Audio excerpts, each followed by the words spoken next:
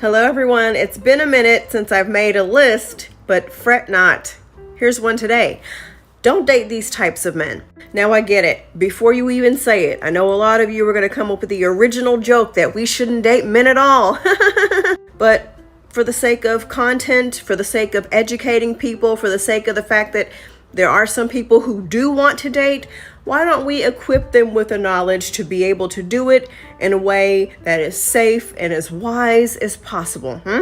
Let's dive in. Number one, someone with no job, no transportation, and no place of their own. Now, I do want to offer this disclaimer. If you are under the age of 26, because your brain doesn't really develop until about that age, realistically and in all fairness, because of the crazy capitalist society that we live in, I do not expect you to have your life fully together by 26. If you are someone who has their life fully together by 26, hats off to you. My life didn't start coming together until last year, so good on you. It's just realistically, a lot of younger people in their 20s are still figuring it out. Some are still in college. They're between careers as they sort things out.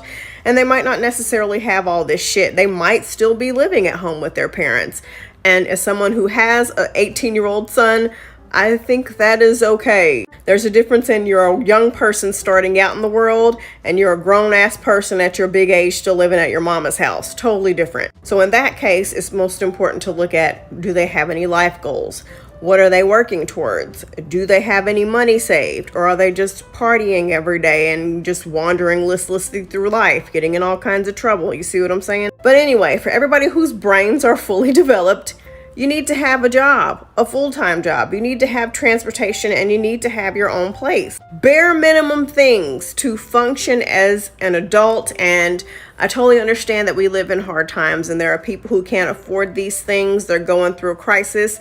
And without being insensitive, I just want to say if you're going through a crisis, you shouldn't be dating. I need to know that you are with me because you like my companionship. Not because you need rides to work, not because you need money, and not because you need a roof over your head. I need to know this. And yes, I totally get it. A guy can have all these things and still want to take advantage of you, but your risk of this guy being a leech goes up if you go into it knowing he ain't got shit. That's just not smart. That's just not smart at all.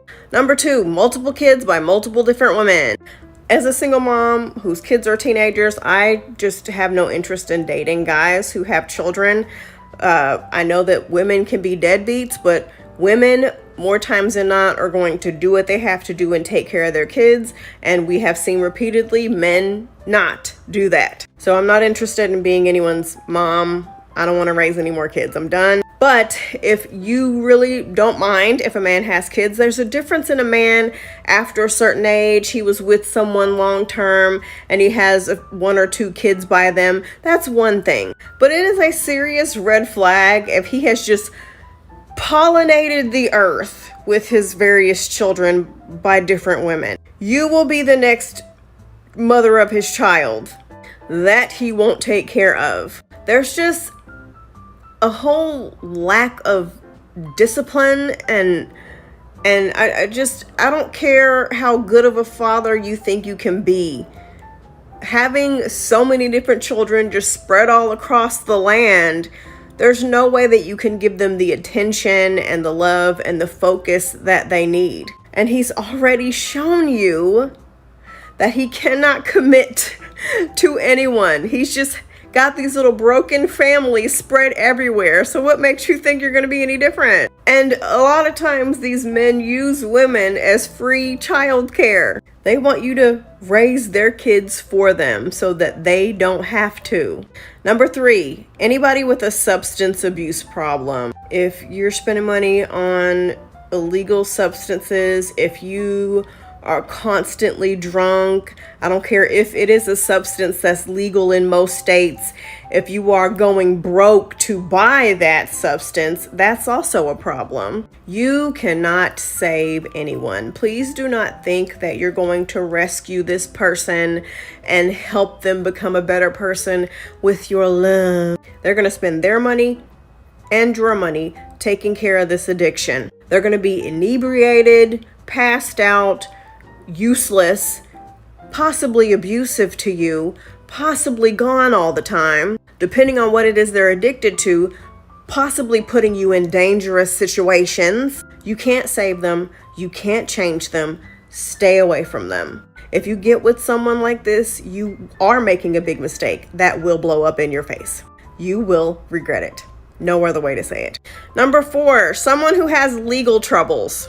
This person, unless they have rich parents, they're always going to be broke because they have to pay for lawyers and bond money and money to get things filed and sorted out and to be here and to be there and court dates and paperwork. Then it's going to become you being their little personal assistant, keeping track of all the files and appointments and reading through things. And then it's going to become you using your money to help them get out of their legal issues. I once heard a lawyer on TikTok say this, and she said, if you are dating someone who is in and out of jail and constantly in legal troubles, you are not living your best life. You're just not. You have really low bottom of the barrel self-esteem. Your self-esteem probably doesn't exist. These type of men only get with women so that when they get out of jail, they have a place to stay. When they use up all their money paying for lawyers and for all their legal issues and fines and fees, they can take all your money to pay all those issues and fines and fees. And if they've broken the law to hurt other people,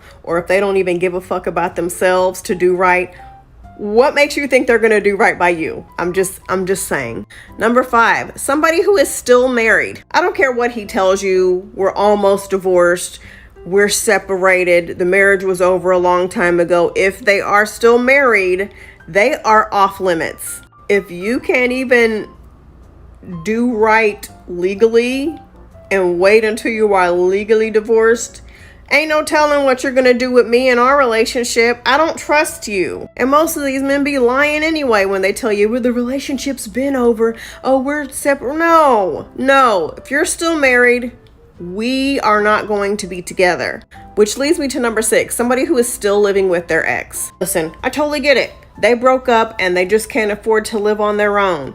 Or they're divorced and they just want to stay in the same household for the kids. You know what? Everybody's situation is different. I love that for you, but I just don't trust it. I don't want to have anything to do with it. When you can get your own place, then you might be a good candidate for somebody to date you. But if you're still wrapped up so deeply in the life of your ex to where you're living with them, I don't want to be involved in that. It just seems a bit odd and inappropriate to me. I don't know. Number 6, they have self-induced health problems. I'm not talking about a disability that they were born with or they were diagnosed with some terminal illness or something serious that they just couldn't help. Life happened. I'm talking about you fucked over your own life. You drank too much. You screwed up your kidneys. You brought this on yourself. And now you're out here looking for a woman to become your nurse and your personal assistant and your chef and take care of you because you fucked yourself over. Some of these men have run out of money taking care of these health issues, so they want your money. They've burned bridges and run away their own kids, their former partners. Now they have no one left to take care of them, so they're gonna have you do it. Nope, don't want it. Get somebody else to do it.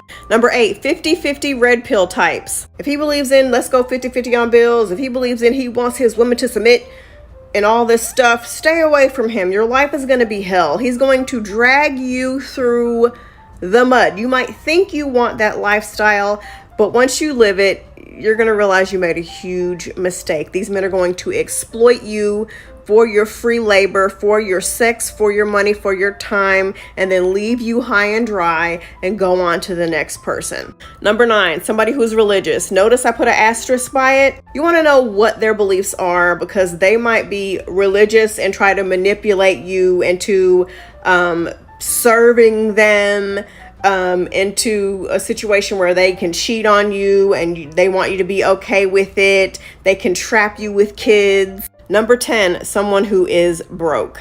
I've said this before and I'll say it again. If you ain't got no money, you don't need to be dating right now. You got other things you need to be worrying about, like getting your life together. I ain't judging. I've been there before, but dating should be the last thing on your mind. What do you think? What would you add to the list?